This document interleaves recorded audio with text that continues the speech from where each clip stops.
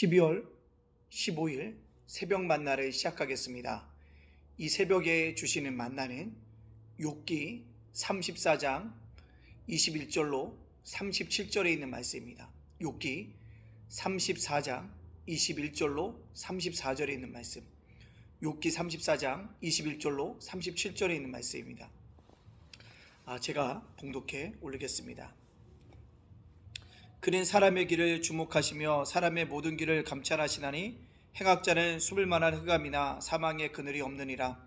하나님은 사람을 심판하시기 전에 오래 생각할 것이 없으시니 세력 있는 자를 조사할 것 없이 꺾으시고 다른 사람을 세워 그를 대신하게 하시느니라.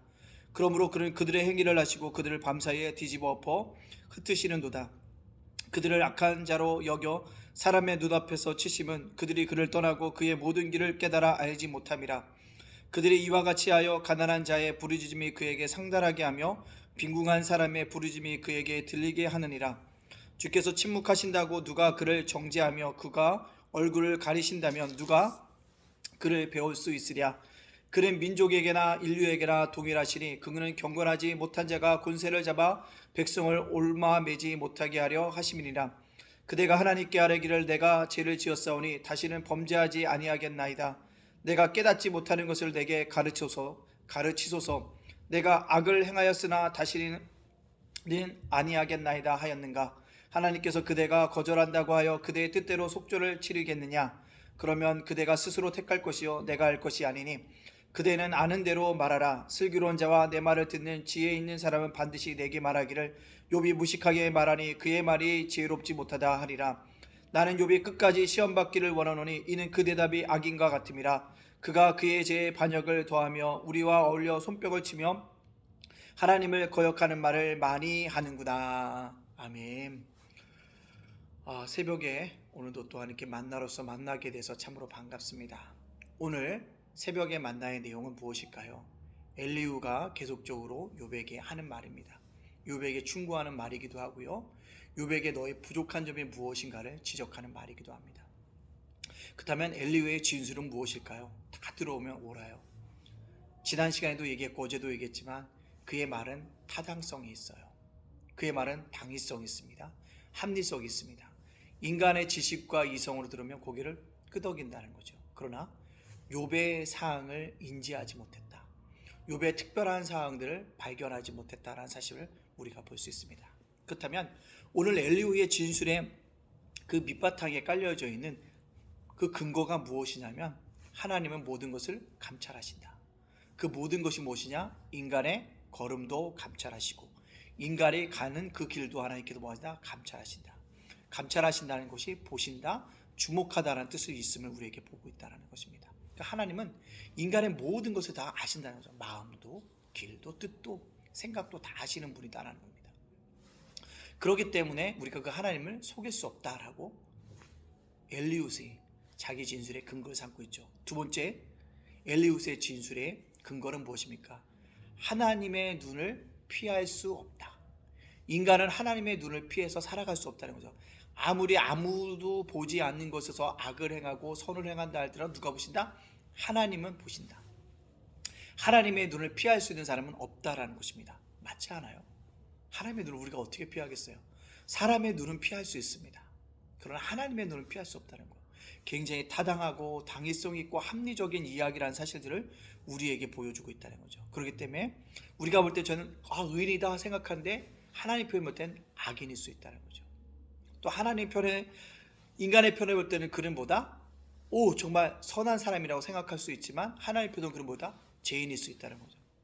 저희는 분명히 죄를 찾아볼 수 없을 거야 라고 얘기하지만 하나님 편에서 볼 땐, 눈으로 볼 때는 그는 뭐다? 허물자일 수 있다는 것을 보여주고 있습니다.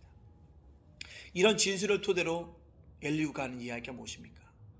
욥이 네가 말하는 것은 지혜로운 말도 아니다. 또 뭐다? 하나님에 대한 지식도 부족하다. 결국 너는 지혜가 없고 하나님에 대한 지식이 없기 때문에 악인처럼 생각할 뿐이라는 거죠. 너는 하나님이 고통 중에 있을 때 부재를 느낀다고 했지만 악인이기 때문에, 죄인이기 때문에, 허물자이기 때문에 하나님을 인지하지 못할 뿐이다 라고 공격하고 있습니다. 굉장히 타당해요. 하나님의 부재를 느끼지만 내가 인지하지 못한다는 것, 참 그럴 때가 얼마나 많습니까? 하나님은 늘 임마누엘 하나님이신데 하나님의 부재를 느낀다. 그 잘못을 지적하고 있다는 것입니다. 엘리우스의 진술은 다 맞습니다. 근거도 맞아요. 당위성, 합리성 타당합니다. 그러나 한 가지 부족한 것이 있습니다. 무엇인가? 바로 인간 그 자체에 대한 이해가 부족하다는 것입니다. 인간은요, 믿음의 대상이 아닙니다. 아닐 뿐더러요, 인간은요, 비난과 정죄의 대상도 아니라는 사실을 알아야 합니다. 우리가 비난하고 정죄한다고 한다면 어제도 얘기했지만 우리도 피해갈 수 없어요. 따라서 인간은 어떤 사람이냐? 사랑의 대상이라는 거예요. 서로 간에 사랑해야 될 사람이라는 것입니다. 비난하고 정죄하고 믿음의 대상이 아닌 것처럼 사랑하고 나간다는 것입니다. 오늘 우리가 어떻게 살아가야 될까요? 엘리우처럼 타당하고 당위성을 가지고 합리성을 가지고 사람을 공격하기보다는 사랑의 대상으로서 그를 섬기고 사랑할 수 있는 우리가 되어지길 원합니다. 이 세상 어떤 사람도 그렇게 악한 사람은 없을 것입니다. 그렇다고 또 선한 사람도 없어요. 그렇기 때문에 오늘도 우리가 사랑과 섬김으로 그를 섬겨가야 한다는 것. 이 사실을 꼭 깨닫고 우리가 이 땅 속에 살아가는 동안에 꼭 섬기고 사랑할 수 있는 우리 인간의 이해를 더 높일 수 있는 믿음의 사람들이 되어지길 원합니다. 타당하고 합리성이 있고 당위성이 있다 할지라도 사랑과 섬김이 먼저라는 사실을 꼭 깨닫고 그렇게 오늘 한 날을 또 살아갈 수 있는 믿음의 백성들이 되어지기를 주님의 이름으로 축복합니다. 아멘. 기도하겠습니다. 사랑의 하나님 감사합니다. 오늘도 새날 허락하여 주시고 이 새벽에 함께 할 수 있도록 인도하여 주시니 감사합니다. 오늘 이 새벽에 주신 말씀을 깨달아서 오늘도 세상 속에서 아버지 하나님 모든 사람들을 아버지 비난과 정죄의 대상이 아니라 믿음의 대상이 아니라 사랑과 섬김의 대상인 줄 알고 섬겨가며 살아갈 수 있는 우리 모두가 되어지도록 인도하여 주시옵소서. 이번 주 아버지 연합 중고청 아버지 모임이 있습니다. 네 교회가 합쳐서 한 달에 한 번씩 모임이 있는데 이 모임 가운데 함께 해주셔서 은혜로운 시간들, 아름다운 시간들, 교제의 시간들, 성령이 함께하는 시간들 되어줄 수 있도록 인도하여 주시옵소서. 성탄절이 다가오고 있습니다. 주님이 나를 위해서 이 땅에 오신 그날을 기념하며 우리 온 성도들이 섬겨 나갈 수 있도록 인도하여 주시옵소서. 주님, 오늘을 살아갈 때 주님 우리에게 힘과 능력을 허락하셔서 능히 험한 세에서 주님께 주신 힘과 능력을 가지고 살아갈 수 있도록 인도하여 주시옵소서. 주님 작고 연약한 예단교회 지켜주시고 궁율의 궁율을 사랑 위에 사랑을 은혜 위에 은혜를 덧입혀 주시는 은혜의 역사가 있게 하여 주셔서 은상 위에 은혜가 넘쳐날 수 있도록 인도하여 주시옵소서. 날마다 부흥하고 성장할 수 있도록 성도들을 보아주시고 인도하여 주시는 귀한 역사가 있게 하여 주시옵소서. 예담 제가 목사님 사역위에 함께 해주시고 예담 작은 도서관 사역위에 함께하여 주시옵소서. 오늘을 살아가는 우리 성도들 지켜주시옵시고 영육간의 강건함도 피곤치 않도록 붙잡아 주시고 코로나에 걸리지 않도록 인도하여 주시고 아버지 하나님 그 자녀들도 생업도 일터도 사업장도 가정도 굳건하게 지켜주시옵소서. 대통령 선거를 앞두고 있습니다. 합당한 자가 세워지게 하여 주시고 코로나도 속히 종식되어질 수 있도록 하나님 진노 중에도 궁유를 잊지 마라 주시옵소서. 날마다 오늘의 삶도 주님께 우리를 주장할 줄로 믿고 예수님의 이름으로 축복하며 기도합나이다. 아멘.